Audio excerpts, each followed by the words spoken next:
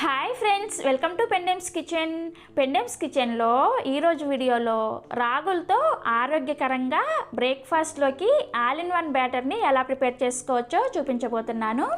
ఈ ఒక్క పిండిని ప్రిపేర్ చేసి పెట్టుకున్నారంటే మీరు ఈ పిండితో స్పాంజీ లాంటి మెత్తటి ఇడ్లీని ప్రిపేర్ చేసుకోవచ్చు. అండ్ అలానే క్రిస్పీగా దోశలు వేసుకోవచ్చు, ఊతప్పం వేసుకోవచ్చు, అలాగే గుంత పొంగనాలను కూడా వేసుకోవచ్చు. ఇలా మీకు నచ్చినట్లుగా రకరకాలుగా బ్రేక్ఫాస్ట్ని ప్రిపేర్ చేసుకోవచ్చు. అన్నీ కూడా చాలా టేస్టీగా ఉంటాయి అండ్ చాలా హెల్తీ కూడా. సో ఇక లేట్ చేయకుండా ఈ ఆల్ ఇన్ వన్ రాగి బ్యాటర్ని ఎలా ప్రిపేర్ చేసుకోవచ్చో ఈ వీడియోలోకి వెళ్ళి చూసేయండి. రాగులతో ఆల్ ఇన్ వన్ బ్రేక్ఫాస్ట్ బ్యాటర్ని ప్రిపేర్ చేసుకోవడానికి ఇలా ఒక గిన్నెని తీసుకొని అందులోకి 1.5 కప్పుల రాగుల్ని వేసుకోండి. మీ దగ్గర ఒకవేళ మెజరింగ్ కప్స్ కనుక లేకపోతే వీటిని కొలుచుకోవడానికి ఒక గిన్నెను కానీ లేదంటే గ్లాసును కానీ సెట్ చేసుకోండి. అన్నింటిని కూడా దాంతోనే కొలిచి తీసుకోండి. తర్వాత ఇందులోకి 1 కప్పు ఇడ్లీ రైస్ని వేసుకోండి. మీ దగ్గర ఒకవేళ ఇడ్లీ రైస్ లేకపోతే నార్మల్ రైస్ అయినా సరే వేసుకోవచ్చు. అంటే దోసల బియ్యాన్ని కానీ లేదంటే రేషన్ బియ్యాన్ని కానీ వేసుకోండి. ఇక్కడ నేను ఇడ్లీ రైస్ అంటే చాలామందికి తెలియదు అనమాట, అందుకని వాళ్ళ కోసం చూపిస్తున్నాను. చూసారా, ఇలా కొద్దిగా లావుగా ఉంటాయి అనమాట, ఈ విధంగా ఉంటాయి. ఇలా ఇడ్లీ రైస్ని వేసుకోవడం వల్ల మనకి ఇడ్లీ చాలా బాగా వస్తాయి. మీరు కావాలంటే బ్రౌన్ రైస్ని కూడా వేసుకోవచ్చు. తర్వాత ఇందులోకి 1/2 కప్పు మినపగుళ్ళని వేసుకోండి. అండ్ అలానే 1 టీ స్పూన్ మెంతులను కూడా వేసుకోండి. ఒకసారి ఈ కొలతల్ని రిపీట్ చేస్తాను చూడండి. 1.5 కప్పుల రాగులు, 1 కప్పు బియ్యం, 1/2 కప్పు మినపగుళ్ళు అండ్ 1 టీ స్పూన్ మెంతులు. ఇవన్నీ వేసుకొని ఈ రాగుల్లో మట్టి అంతా కూడా పోయే వరకు శుభ్రంగా నీళ్ళతో ఒక 4-5 సార్లు క్లీన్ చేసుకోండి. ఎందుకంటే మనకి రాగుల్లో ఎక్కువగా మట్టి ఉంటుందన్నమాట. సో అందుకని రన్నింగ్ వాటర్లో శుభ్రంగా క్లీన్ చేసుకోవాలి. ఇలా శుభ్రంగా కడిగిన తర్వాత ఇప్పుడు మళ్ళీ తిరిగి ఇందులో నీళ్ళని పోసుకొని ఈ రాగుల్ని మినపగుళ్ళని అన్నింటిని కూడా మూత పెట్టేసి ఒక 6 గంటల సేపు నానపెట్టుకోవాలి. ఇప్పుడు ఇంకొక గిన్నెని తీసుకొని అందులోకి 1/2 కప్పు అటుకుల్ని వేసుకోండి. నేను ఇక్కడ కొద్దిగా మందంగా ఉండే అటుకుల్ని వేసుకుంటున్నాను. మీరు కావాలంటే పల్చటి అటుకులైనా సరే వేసుకోవచ్చు. వేసుకొని ఈ అటుకుల్ని కూడా శుభ్రంగా కడిగేసి ఈ అటుకుల్ని కూడా ఒక 6 గంటల సేపు నానపెట్టుకోండి. మీరు కావాలంటే గ్రైండ్ చేసుకునే ముందు ఒక 10 నిమిషాల ముందు కూడా నానపెట్టుకోవచ్చు. నేనైతే ఇప్పుడే నానపెట్టేసుకుంటున్నాను. ఇలా శుభ్రంగా కడిగిన తర్వాత అటుకుల్లోకి నిండా మునిగే వరకు నీళ్ళని పోసుకొని నానపెట్టుకోండి. ఒక 6 గంటల సేపు నానిన తర్వాత మీకు చూపిస్తున్నాను చూసారా, అటుకులు చక్కగా నీళ్ళని పీల్చేసి నానిపోయాయి. అండ్ అలానే మనం ముందుగా నానపెట్టుకున్న రాగులు, మినపగుళ్ళు, బియ్యం కూడా అన్నీ చక్కగా నానిపోయాయి. ఇప్పుడు వీటిని గ్రైండ్ చేసుకోవడానికి ఇలా ఒక మిక్సీ జార్ని తీసుకొని అందులోకి మనం ముందుగా నానపెట్టుకున్న రాగులు, బియ్యం, మినపప్పుని సగం వరకు వేసుకోండి. అండ్ అలానే నానపెట్టుకున్న అటుకులను కూడా కొద్దిగా వేసుకొని ఈ పప్పుని గ్రైండ్ చేసుకోవడానికి అవసరమైన నీళ్ళని పోసుకొని ఈ పిండిని కొద్దిగా లైట్గా బరకగా గ్రైండ్ చేసుకోండి.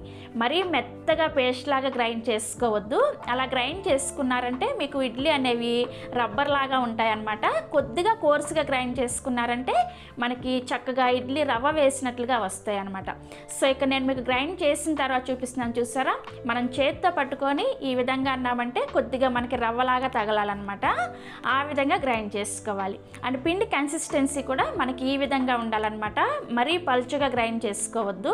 పలుచగా గ్రైండ్ చేసుకుంటే మీకు ఇడ్లీ అనేవి పర్ఫెక్ట్గా రావన్నమాట. సో ఇలా గ్రైండ్ చేసుకున్న పిండిని ఒక గిన్నెలోకి వేసుకోండి. ఇదే విధంగా మిగిలిన రాగులు, మినపప్పుని అండ్ అటుకులను కూడా ఇలానే గ్రైండ్ చేసుకొని ఇదే గిన్నెలోకి వేసుకోండి. ఇలా పిండి అంతా కూడా గ్రైండ్ చేసుకున్న తర్వాత ఇప్పుడు ఈ పిండిని గరిటెతో చక్కగా ఒక 2 నిమిషాల పాటు కలుపుకోవాలి. ఇలా కలుపుకోవడం వల్ల మీకు పిండి ఫర్మెంటేషన్ అనేది చాలా బాగా జరుగుతుంది అనమాట. సో ఇలా కలిపేసుకున్న తర్వాత ఇప్పుడు దీని మీద మూత పెట్టేసి ఈ పిండిని ఒక 8 గంటల సేపు పులియపెట్టుకోవాలి.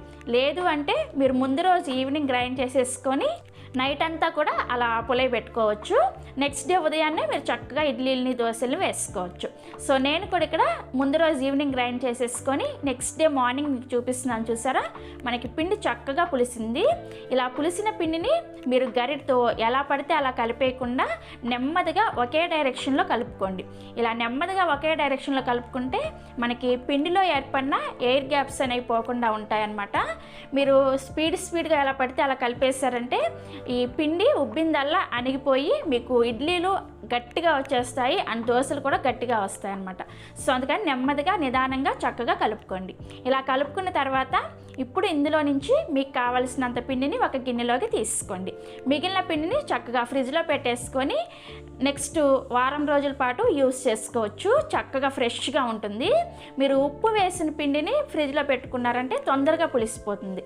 అందుకని మీకు ఎప్పుడైతే అవసరం అవుతుందో అప్పుడు కొద్దిగా పిండిని తీసుకొని అవసరమైనంత పిండిలో మాత్రమే ఉప్పు వేసుకొని కలుపుకోవాలి. సో ఇక్కడ నేను కావాల్సినంత పిండిని తీసుకొని అందులోకి రుచికి సరిపడా ఉప్పుని వేసుకొని కలుపుకున్నాను. సో నేను ఫస్ట్ డే ఇడ్లీని ప్రిపేర్ చేసుకుంటున్నాను అనమాట. ఎందుకంటే మనకి రోజు రోజుకి పిండి అనేది కొద్దిగా పులుస్తూ ఉంటుంది అనమాట. సో అందుకని ఫస్ట్ డే ఇడ్లీని ప్రిపేర్ చేసుకున్నారంటే చక్కగా మనం ఎంజాయ్ చేయొచ్చు. నెక్స్ట్ డే నుంచి దోశల్ని, ఊతప్పాలని అండ్ పొంగనాలని అలా వేసుకోవచ్చు అనమాట. సో ఫస్ట్ ఇడ్లీని ప్రిపేర్ చేసుకోవడానికి ఇడ్లీ పాత్రలోకి 1.5 గ్లాసుల నీళ్ళని పోసుకొని దీని మీద మూత పెట్టేసి స్టవ్ మీద పెట్టుకొని హై ఫ్లేమ్లో మరిగించుకోవాలి. ఈ నీళ్లు మరుగుతూ ఉంటాయి. ఈలోపు మనం ఇడ్లీ ప్లేట్లలో ఇడ్లీని పెట్టేసుకుందాము. ఇడ్లీ ప్లేట్లను తీసుకొని వాటిని నూనెతో కానీ లేదంటే నెయ్యితో కానీ గ్రీస్ చేసుకోండి. ఇలా గ్రీస్ చేసుకున్న తర్వాత ఇప్పుడు మనం ప్రిపేర్ చేసుకున్న పిండిని ఇలా ఇడ్లీ ప్లేట్లలోకి పెట్టేసుకోండి. పిండి కన్సిస్టెన్సీ చూసారా, మనకి ఈ విధంగానే ఉండాలి. నీళ్ళు వేసుకొని కలుపుకోవద్దు. పలుచగా ప్రిపేర్ చేసుకున్నారంటే మీకు ఇడ్లీ అనేవి సరిగా రావన్నమాట. సో అందుకని ఇలా పిండిని ప్రిపేర్ చేసుకొని ఇడ్లీ ప్లేట్లలో పెట్టేసుకోండి. మీకు ఎన్ని ప్లేట్లు కావాలంటే అన్ని ప్లేట్లో పెట్టుకోండి. నేనైతే 2 ప్లేట్లలో ఇడ్లీలు పెట్టేశాను. ఇలా ఇడ్లీలు పెట్టుకున్న తర్వాత వీటిని ఇడ్లీ స్టాండ్లో పెట్టేసుకొని ఆల్రెడీ మనము స్టవ్ మీద ఇడ్లీ పాత్రలో నీళ్లు పోసుకొని మరిగించుకుంటున్నాం కదా, ఆ నీళ్ళల్లో పెట్టేసి మీడియం ఫ్లేమ్లో ఒక్క 10 నిమిషాల పాటు ఉడికించుకోవాలి. ఒక 10 నిమిషాల తర్వాత మూత తీసేసి మీ చేతిని నీళ్ళతో ఒకసారి తడి చేసుకొని ఈ ఇడ్లీని టచ్ చేసి చూడండి. మీ చేతికి పిండేమీ అంటుకోలేదు అంటే మీకు ఇడ్లీ చక్కగా ఉడికిపోయినట్లే. ఇప్పుడు ఈ ఇడ్లీ స్టాండ్ని తీసుకొచ్చి బయట పెట్టేసి ఒక్క 2 నిమిషాల పాటు అలా వదిలేసేయండి. వెంటనే వేడివేడిగా మీరు ఇడ్లీ తీసేసారంటే ఇడ్లీ అనేవి ముద్దలాగా వచ్చేస్తాయి అన్నమాట. సో అందుకని ఒక్క 2 నిమిషాలు వెయిట్ చేసిన తర్వాత ఒక స్పూన్ని నీళ్ళతో తడుపుకొని చక్కగా ఇడ్లీని ఈ విధంగా తీసేసుకోండి. ఇడ్లీ చూసారా ఎంత మెత్తగా ఎంత బాగా వచ్చిందో, చూస్తుంటేనే అర్థమవుతుంది కదా. టేస్ట్ కూడా చాలా చాలా బాగుంటుంది.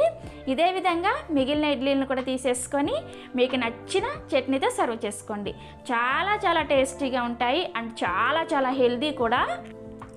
సో మనం ఫస్ట్ డే ఇడ్లీని ప్రిపేర్ చేసుకున్నాం కదా, నెక్స్ట్ డే దోశని ప్రిపేర్ చేసుకోవడానికి అవసరమైనంత పిండిని తీసుకొని రుచికి సరిపడా ఉప్పుని అండ్ కొద్దిగా నీళ్ళని వేసుకొని పిండిని రెడీగా పక్కన పెట్టుకోండి. ఇప్పుడు దోశలు వేసుకోవడానికి స్టవ్ మీద దోశల పెనాన్ని పెట్టుకొని పెనాన్ని మీడియం ఫ్లేమ్లో మీడియంగా వేడి చేసుకోవాలి. మీడియంగా వేడైన పెనం మీద ఇలా కొద్దిగా నీళ్ళని చిలకరించుకొని టిష్యూ పేపర్తో కానీ లేదంటే కాటన్ క్లాత్తో కానీ క్లీన్ చేసేయండి. ఇలా చేయడం వల్ల మనకి దోశ అనేది చక్కగా పెనానికి స్టిక్ అవుతుంది అనమాట. అప్పుడు మనకి దోశ అనేది క్రిస్పీగా వస్తుంది. చాలా వరకు హోటల్స్లో కూడా చూస్తుంటారు కదా, ఇదే విధంగా చేస్తారనమాట. సో ఇలా నీళ్ళని చిలకరించుకొని క్లీన్ చేసుకున్న తర్వాత మంటని లో ఫ్లేమ్లోకి పెట్టుకొని మనం ప్రిపేర్ చేసుకున్న పిండితో ఇలా కొద్దిగా ఒక గరిటెడు వేసుకొని పల్చగా దోశని స్ప్రెడ్ చేసుకోవాలి. ఈ దోశ నార్మల్ దోశలాగే చాలా పల్చగా వస్తుంది.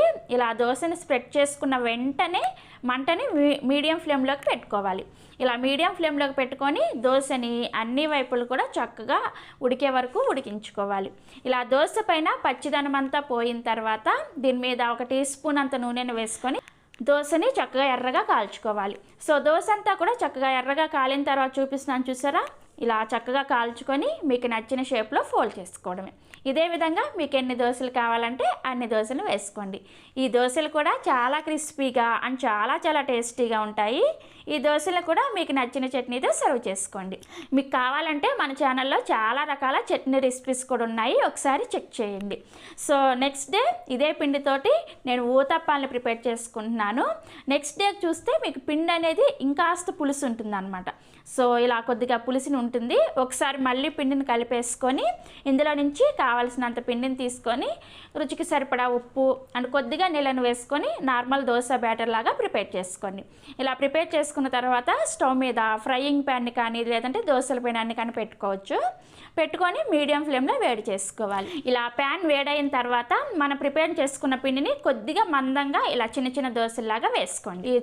వేసుకున్న తర్వాత చూసారా మనకి ఈ ఊతప్పం పైన హోల్స్ అనేవి చక్కగా వస్తున్నాయి కదా. ఇలా హోల్స్ వస్తే మనకి ఊతప్పం అని చాలా సాఫ్ట్గా చాలా బాగా వస్తుంది అనమాట. దీనిపైనుంచి సన్నగా తరిగిన ఉల్లిపాయ ముక్కలు కొద్దిగా, సన్నగా తరిగిన పచ్చిమిర్చి ముక్కలు కొద్దిగా, అలాగే సన్నగా తరిగిన టమోటా ముక్కలు కొద్దిగా, అలాగే సన్నగా తరిగిన క్యారెట్ తురుము కొంచెం, సన్నగా తరిగిన కొత్తిమీర కొద్దిగా వేసుకుంటున్నాను నేను. మీకు ఏవి ఇష్టమైతే అవి ఈ ఊతప్పం మీద వేసుకోవచ్చు. మీరు కావాలంటే క్యాప్సికం ముక్కల్ని కానీ ఇలా ఏవైనా వేసుకోవచ్చు. వేసుకొని దీనిపైనుంచి కొద్దిగా నూనెను వేసుకొని దీని మీద మూత పెట్టేసి దీన్ని మీడియం ఫ్లేమ్లో ఒకవైపు కాలే వరకు కాల్చుకోవాలి. సో 1 నిమిషం పాటు ఇది ఒకవైపు కాలిన తర్వాత మూత తీసేసి దీన్ని రెండో వైపుకి కూడా తిప్పుకొని చక్కగా మీడియం ఫ్లేమ్లో ఈ పైన వేసుకున్న మనం ఉల్లిపాయ టమోటాలు కొద్దిగా ఫ్రై అయ్యే వరకు కాల్చుకోవాలి. సో 2 వైపులు కూడా చక్కగా కాలిన తర్వాత మీకు చూపిస్తున్నాను చూసారా, మనకి ఊతప్పం కూడా చాలా ఎమ్మిగా రెడీ అయిపోయింది. చూస్తుంటేనే నోరు ఊరిపోతుంది కదా, చాలా చాలా టేస్టీగా ఉంది అండ్ అలానే చాలా హెల్దీ కదా. మీరు కూడా తప్పకుండా ట్రై చేయండి. ఇప్పుడు ఊతప్పం వేసుకోగా మిగిలిన పిండితో నేను గుంత పొంగనాలు కూడా ఎలా వేసుకోవాలో చూపిస్తాను. ఈ ఊతప్పం వేసిన తర్వాత మిగిలిన పిండి ఉంది కదా, అందులోకి సన్నగా తరిగిన ఉల్లిపాయ ముక్కలను కొద్దిగా, పచ్చిమిర్చి ముక్కలను కొద్దిగా, అలాగే టమోటా ముక్కలు కొద్దిగా, సన్నగా తురిమిన క్యారెట్ని కొద్దిగా కొత్తిమీర కూడా వేసుకున్నాను. వేసుకొని ఈ పిండిలో ఇవన్నీ కూడా చక్కగా కలిసేటట్లుగా కలుపుకోవాలి. కలుపుకొని ఇప్పుడు గుంత పొంగనాల ప్యాన్ని స్టవ్ మీద పెట్టుకొని మీడియం ఫ్లేమ్లో వేడి చేసుకోండి. గుంత పొంగనాల ప్యాను వేడైన తర్వాత ఇప్పుడు ఇందులోకి ఒక్కొక్క గుంతలోకి 1/4 టీ స్పూన్ చొప్పున నూనెను వేసుకోండి. వేసుకొని నూనె వేడైన తర్వాత మనం ప్రిపేర్ చేసుకున్న పిండిని ఈ గుంతల్లోకి 1/4 వంతు వరకు వేసుకోండి. ఫుల్గా వేసుకున్నారంటే ఇవి పొంగిపోతాయి అన్నమాట. సో అందుకని 1/4 వంతు వరకు వేసుకొని ఈ విధంగా వీటిని మీడియం ఫ్లేమ్లోనే చక్కగా ఫ్రై చేసుకోవాలి. ఇవి ఒకవైపు కాలిన తర్వాత వీటిని రెండో వైపుకి కూడా తిప్పుకొని రెండో వైపు కూడా చక్కగా మీడియం ఫ్లేమ్లోనే కాల్చుకోండి. సో 2 వైపులు కూడా ఇవి చక్కగా కాలిన తర్వాత సర్వింగ్ ప్లేట్లోకి తీసుకొని మీకు నచ్చిన చట్నీతో సర్వ్ చేసుకోండి.